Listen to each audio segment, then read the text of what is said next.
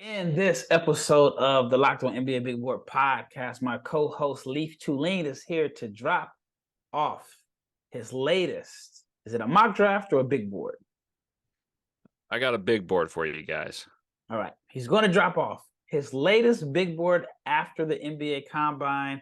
And let's see who moved up, who moved down after the Combine. Stay tuned.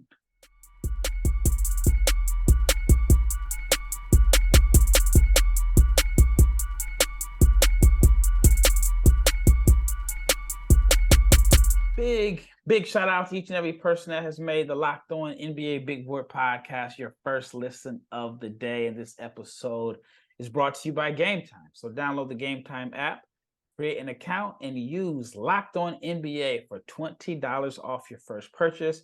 That is last minute tickets, lowest price, guaranteed. I'm your host, Rafael Barlowe, the director of scouting for NBA Big Board and the founder of NBA Draft Junkies.com. And my co-host is Leif Thulin. I feel like Leif hasn't been on this week, and I guess I feel like that because it's true. After being around you about 3 or 4 days, all day last week, I see you got your Combine credential in the background. Right here.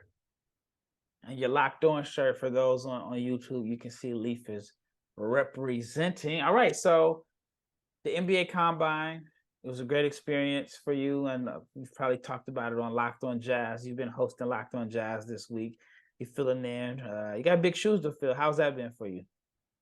It's been a blast getting to talk about my hometown team, a team that I care very deeply about, and getting a little bit of expertise on the NBA draft with a team that I know very well, having worked for them and watched all their games since I've been about 4 years old. So it's definitely a fun experience, and before I started working for Locked On, I've been listening to the Locked On Jazz since for probably about half my life. So it's been pretty fun filling in for that.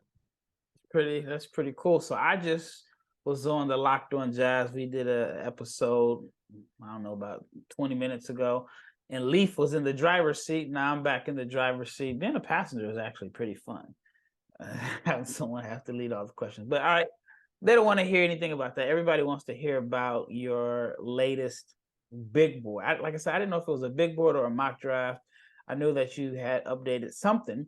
So let's just go right at it. All right.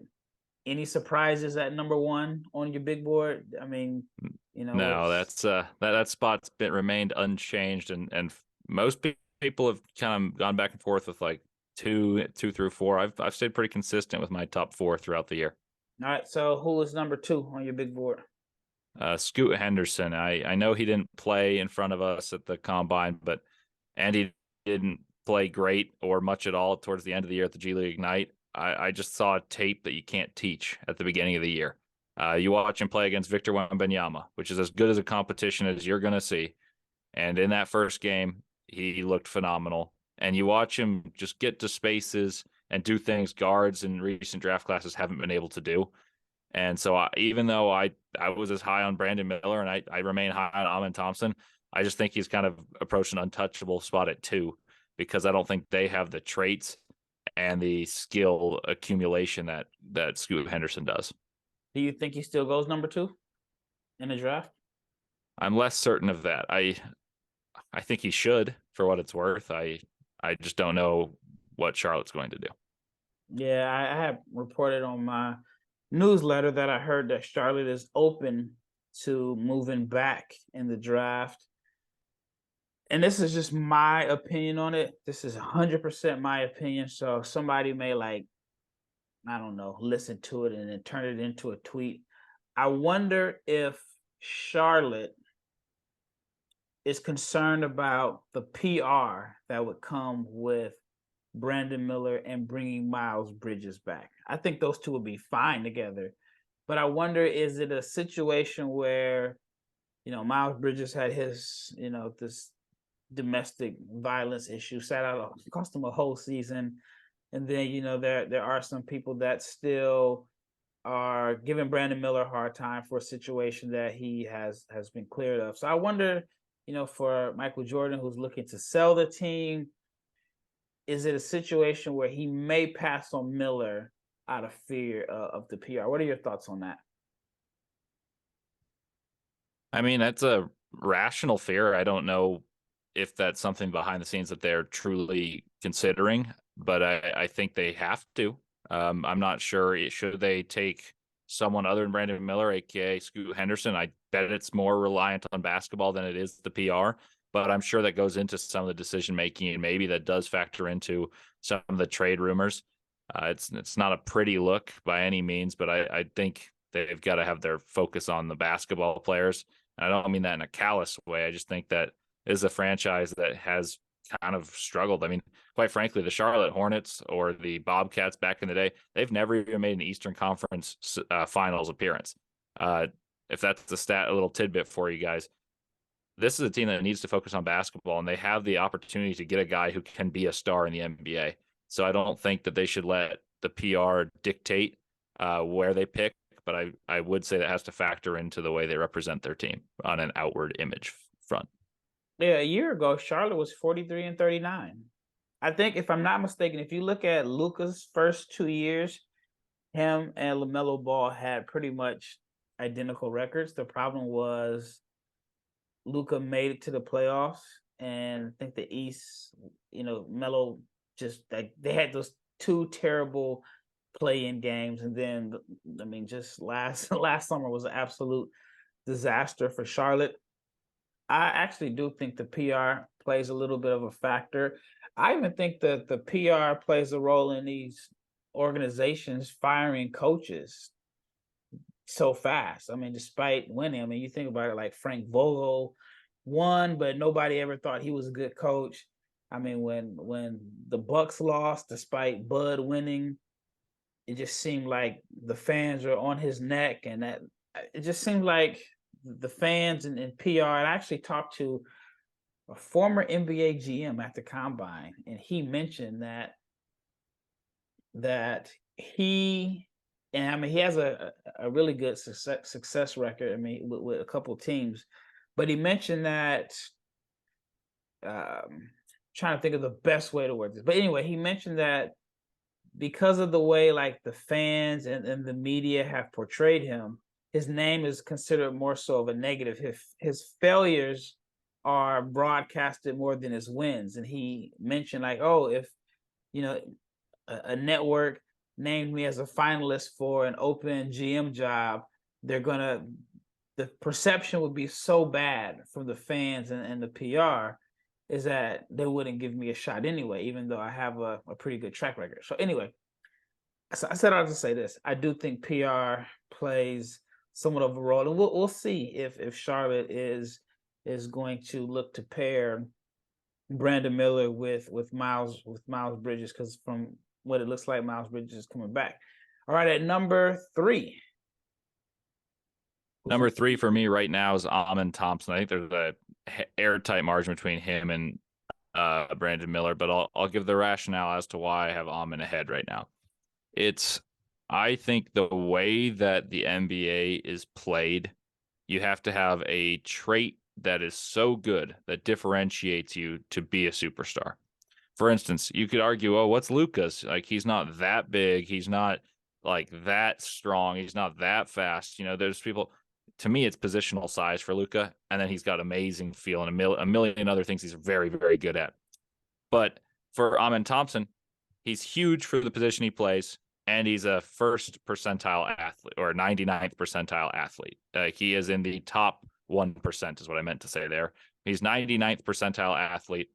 And guys that are like him, like John Morant, say what you will about John Morant, he gets the rim and makes everyone around him get good looks. I think there's deficiencies in his game. There are deficiencies in Amen Thompson's. But I think because you have a high floor with that athleticism defensively, just able to facilitate, that there's a chance that he can be a superstar as opposed to a star. And I think Brandon Miller is more in the star realm because he reminds me more of a Danny Granger or a Chris Middleton than he does a Paul George, which is someone I'll take some lashback on this. I compared him to Paul George when making the initial pitch when we talked about him in like August or something. So I'll tone it down a little bit, but I see a mix between Paul George and Danny Granger than I do truly Paul George. Okay. All right. So number 4 is Brandon Miller. Okay. All right, so we've talked about Miller. Number 5. This is where it can get interesting. I want to hear who you got at number 5. I've got Cam Whitmore there. I think Whitmore's a guy that has all the skills to score in a 6'6", 235-pound frame that has a 41-inch vertical and is statistically very good at shooting, statistically very good at finishing at the rim, statistically like athletic in terms of analytics. Like they dictate he's very good at that. He's very good at isolation. He's very good at finishing in transition. He's very good at catch and shoot. So all these things to me compile and then match what I see with my eyes. I see that he can create space, although he tends to go jump shot when he goes left and right. It means he's going to the rim. There's just a lot of things that are unteachable at a young age. Like 12 months ago, not even, he was dominating relatively poor competition, but dominating U18s for his country. And I think there's a way that in the NBA with more spacing, you get more aggressive driving. And I think with more spacing, his catch and shoot numbers will continue to be good because I really do buy his shot. All right. When we return, I want to talk a little bit more about Cam Whitmore and find out who Leif has at number 6. But let's talk about Game Time, because if you are trying to buy tickets, I have an app or a website you can go to where you can buy these tickets, and it's not stressful. Game Time is fast, and they have easy ways to buy tickets for all sporting events, music, comedy, theater. They have killer deals on last-minute tickets, and they have a best price guarantee, so you can stop stressing over the tickets and you can get hyped for the fun that you will have. Again, flash deals on last-minute tickets. It's easy to find and buy tickets for any kind of event. You get images of the seats, and they have a low price guarantee, event cancellation protection, and job loss protection. So forget planning way in advance. Game Time has deals on tickets right up to the day of the event. So if you are looking to go to the big Bud Crawford Errol Spence fight in Las Vegas, Game Time, you got to check it out on Game Time, because again, I keep saying it, exclusive flash deals on tickets, football, basketball, baseball, concerts, theater, more. And with their guarantee, it means you'll always get the best price. If you find tickets in the same section and row for less, Game Time is so confident that you won't. But if you do, they'll credit you 110% of the difference. Once you buy, you get the tickets in a matter of seconds. 2 taps on your phone, you're set. They're sent directly to your phone. You won't have to dig through your email. So go to the Game Time app, create an account, and use the code LOCKEDONNBA for $20 off your first purchase. Again, LOCKEDONNBA for $20 off your first purchase. Terms apply. Download the Game Time app today. Last minute tickets, lowest price, guaranteed. Once again, big shout out to each and every person that has made the Locked On NBA Big Board podcast your first listen of the day. The numbers are going up, obviously, because we are getting closer to the draft and fans are looking to hear our draft takes. And I feel like some of the stuff we are probably going to repeat that we've been talking about since October. But again, big shout out to all the new listeners. Big shout out to all the old listeners. And the listeners were telling Leif that they listened to the Locked On NBA Big Board podcast. And actually, it was NBA personnel that were telling Leif that they listened to the NBA Big Board podcast. So that was a pretty big deal. All right, at number 6, who's number 6 on your big board? Jarris Walker. And this is one that I've gone 6 through 8 has fluctuated for me. Jarris Walker, I got a pitch from an agent that had no ties to Jarris Walker, who said if Jarris Walker went to the SEC like Gigi Jackson or like Brandon Miller did, and he played on a team similar to what Gigi did at South Carolina, he made the pitch of Ole Miss was his example. He'd average 19-9 or 18-9 and be a consensus top 5 pick. I had Jarris at 7, so it's not like I made him like a monumental leap here, but I really liked that pitch because his point is that Houston didn't showcase what Jarris's star potential could be. And so it's harder to envision. But if you see him in an open gym like this guy clearly had, I think it's easier to believe that. Yeah, I mean, I've said it all season long. I've heard NBA scouts say you don't see what Jarris Walker can do unless you attend a U of H practice. So that makes sense. I mean, I think his passing is going to be the separator. Number 7, there's a name that seems like it's sliding. I've got Ausar Thompson, number 7 here. I All assume right. that's who. Yes. So Yeah. this has been a debate lately. And if you go off big boards, mocks, they have Amen number 1. But I've been hearing from multiple people that they are not for sure that Amen is the better twin. And some have mentioned that people thought Amen was number 1, the better of the twins, and then everybody else has kind of followed. They mentioned Ausar is the 2-time overtime elite MVP. He is the better shooter. And I've even had someone say that they feel like if you really watch the games, I forgot the name of their team, City Reapers or whatever, the 2 twins play on the same team. Their offense was better when Ausar was running the show as opposed to Amen. And someone even told me that Amen is really not a point guard. And this is a scout that had been following him. He mentioned that Ausar was the better point guard in his opinion, and that Amen has been I don't know, what was the word he used? Misevaluated as a point guard. What are your thoughts on that? And why do you have Ausar behind Amen? Okay, so I focus primarily on college basketball for most of my evaluations, and I've watched plenty of the Thompsons and plenty of Wembanyama and the majority of the guys now. But I'll admit that I haven't been able to watch every game to have a feel of which one conducts the team better, because there are some games where you see more conducting of the offense from Amen, some where Ausar runs it, but it wasn't enough to formulate like a strong opinion in that regard. That said, I've always made the pitch, and you've heard me say this a number of times, that Ausar is a better prospect than advertised by many because I think he can be a point guard. The reason Amen's regarded as the better prospect by myself and just about everyone is because he's established more as the point guard. So the deficiencies that show for both the Thompson twins is shooting. What hides that deficiency is when you have the ball and you don't have to shoot as an off-ball weapon. Like, you can have the ball and not make any worry of it. You can get downhill and create for others. So Ausar, the reason he's lower by most people's boards is because he's a 2 guard. But to me, I think the upside appeal of Ausar is very, very high, and which is why I would really love to see him slip to the Jazz, quite frankly. I mean, if we're talking about Locked On Jazz, I made this point earlier this week of if he's there, you could be getting a point guard that's 6'7", defensive star capacity. And like everyone talks about Casey Wallace and Anthony Black as the best defenders at the point guard. Well, why not Ausar Thompson? So to answer your question, I feel more confident and more comfortable in Amen playing a point guard at the NBA more immediately. So that's why he's higher. But I don't think there's that big of a gap between their playmaking abilities. It's just one's more used to being in that role and more harnessed than the other. So to play devil's advocate, Ausar averaged 6.1 assists per game. Amen averaged 6.2.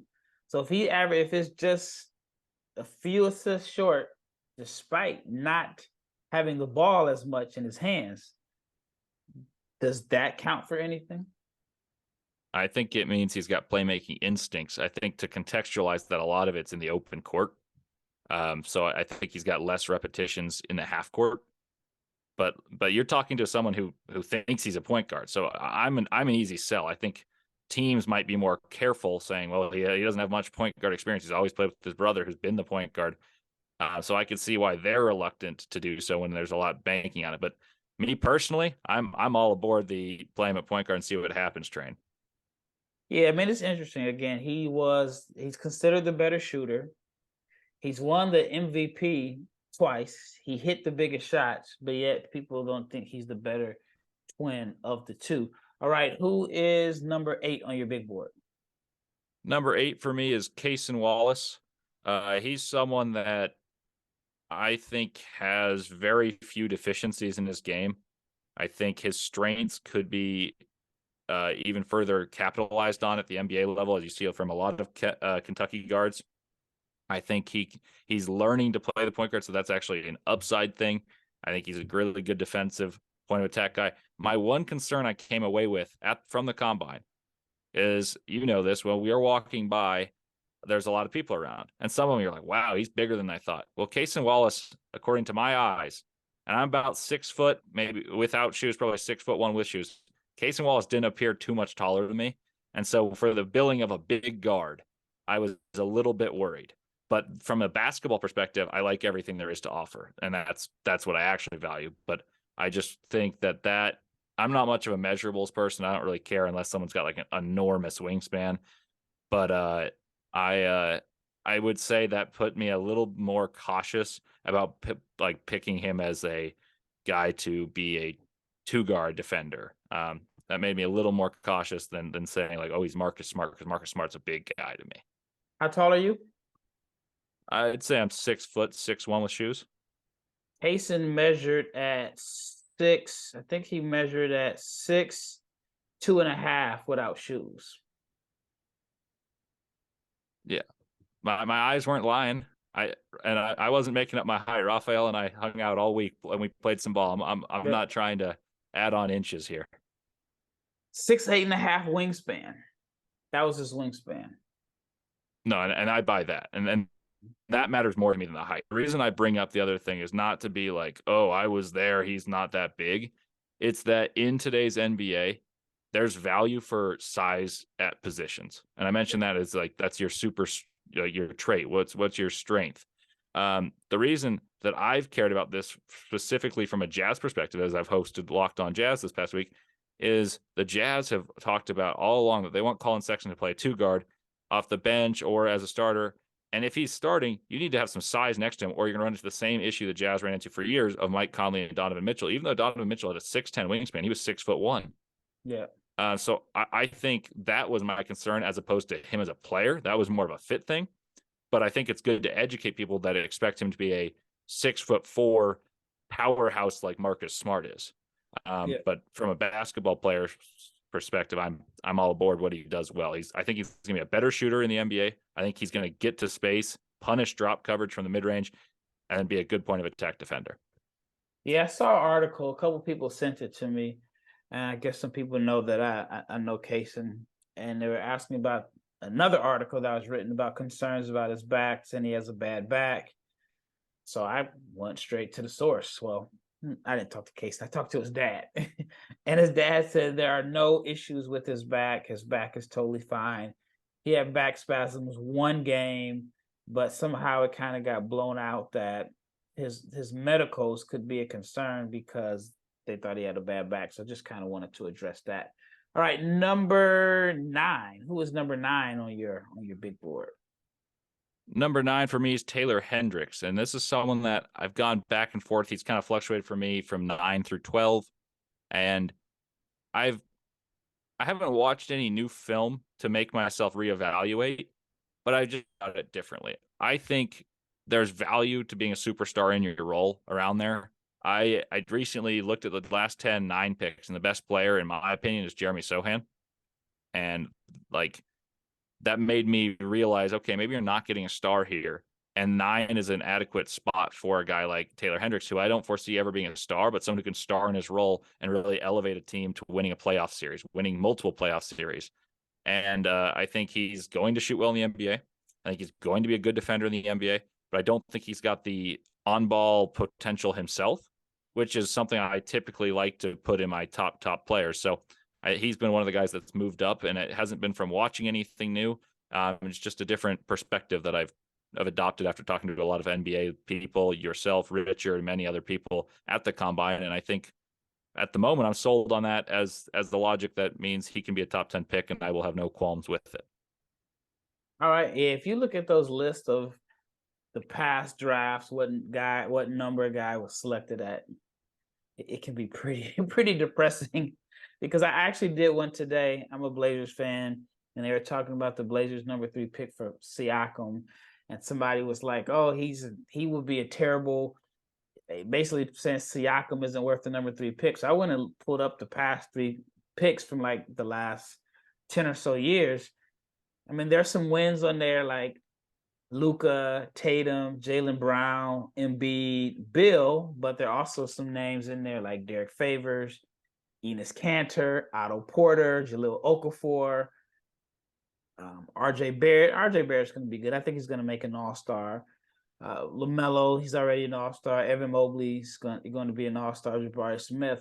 But even at number 3, you're probably over the last 20 years, you're still, you may get some all-stars, but you not a lot of, I should say, franchise changers, but definitely more at 3 than at 10. All right, when we return, we'll finish out some of the names on Leaf's big board, but I haven't got my bird dogs. Leif got his in the mail. I'm jealous. I have not got my bird dogs. So Leif, tell the audience about your bird dogs. The bird dogs were waiting on my bed when I got back from the combine, and I've lived in them ever since. They're sporty but sleek. They look good. I said this when I was advertising for them earlier, is I've worn them three days out of the 6 days I've been back, because I got two pairs. Have you washed them? Yeah, I've got 2 pairs, and Okay, one of them I've worn twice and one I've worn once. I'm a very cleanly person. And then but the reason this is important is they're multifaceted. You can wear them to multiple occasions. I went to a barbecue with my friends, and I wore them, and I got compliments for the shorts. And then I played tennis the next day, and I got complimented. Well, I didn't get complimented that time, but I imagine I would have. Because they were comfortable, and you could play sports in them. And then my other pair that has a built-in liner. So if people like that for security while playing sports, it's also a nice fit as well. And Locked On's got a great code for that for them as well, if you're interested in getting a little discount for your first purchase. Yeah, I can't tell you firsthand, but I know that they say that the bird dogs fit good, they're comfortable, and Leif can attest to their versatility. So if you want a pair of bird dogs, just go to birddogs.com/LockedOnNBA. And when you enter the promo code LockedOnNBA, they will throw in a free custom Bird Dogs Yeti style tumbler with every order. Did you get your tumbler? Oh, I do have my tumbler. I have not used it yet, but I drink a ton of water, so I will have that with me while I travel from now on, because I need as much water as possible. I think I was dehydrated from the combine when I got back. I've experienced that. Now, are you gonna hoop in your bird dogs? Haven't yet, but I'm planning on playing tomorrow and Saturday, so I will definitely let you know if I do. Yeah, for those that are listening, Leif can hoop. Leif has game. He loves the Euro step floater. So that was an experimenting move. I wouldn't say that's certainly in my bag, but I'm glad you guys were appreciating the diversity. It was definitely in the bag, and I know I need to get in better shape. All right, we left off at number 9. Who is number 10 on your big board? Number 10 for me is Anthony Black. This is someone that mid-year, I think I had as high as 7, definitely 8.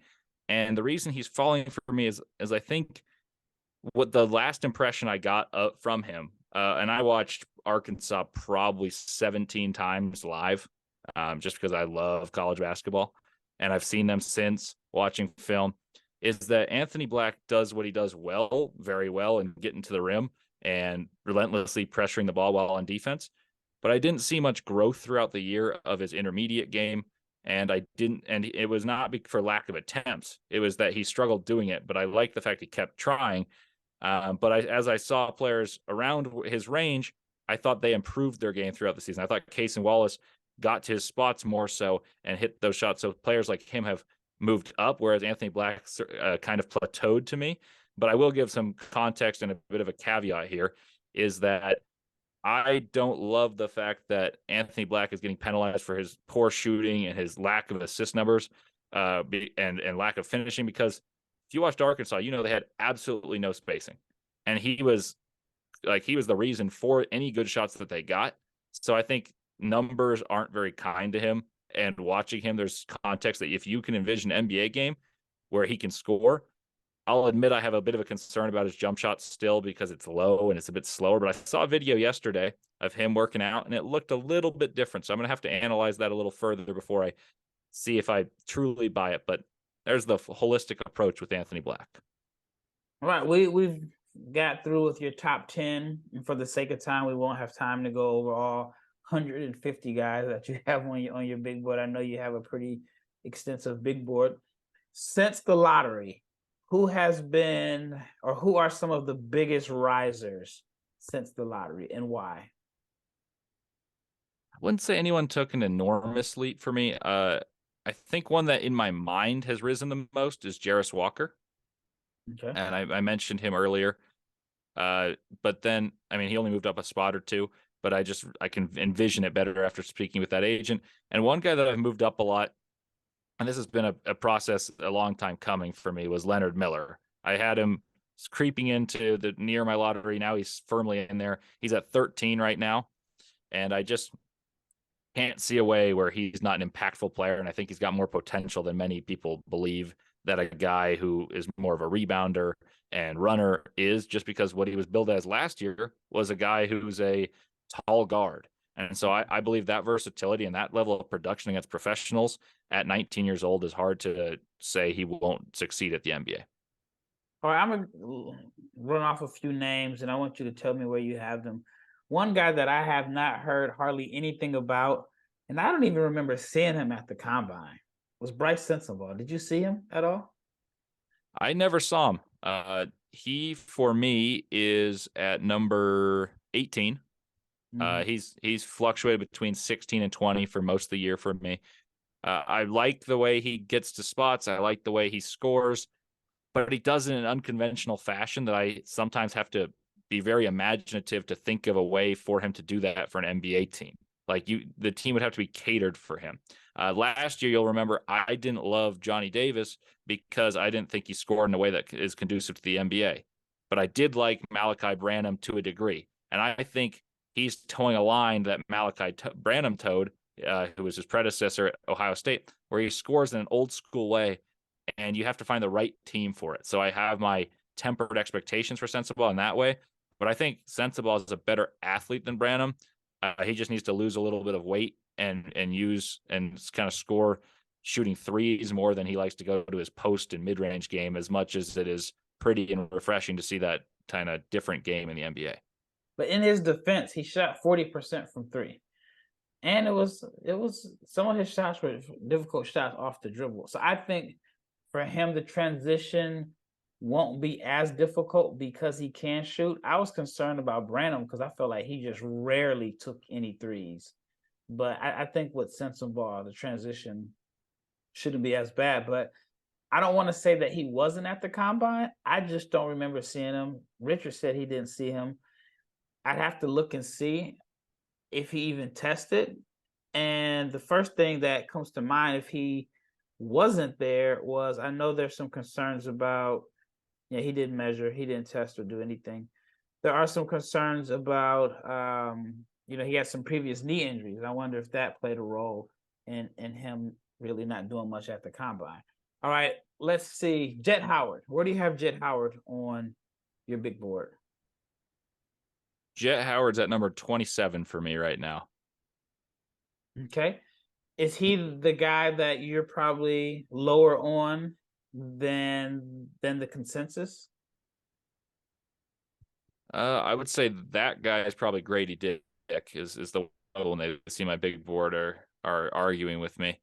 And I think it's for a similar reason. I think Jet Howard he's slipping for me because he measured in at far shorter than he was billed at. He was billed at 6'8" and he measured in at 6'5".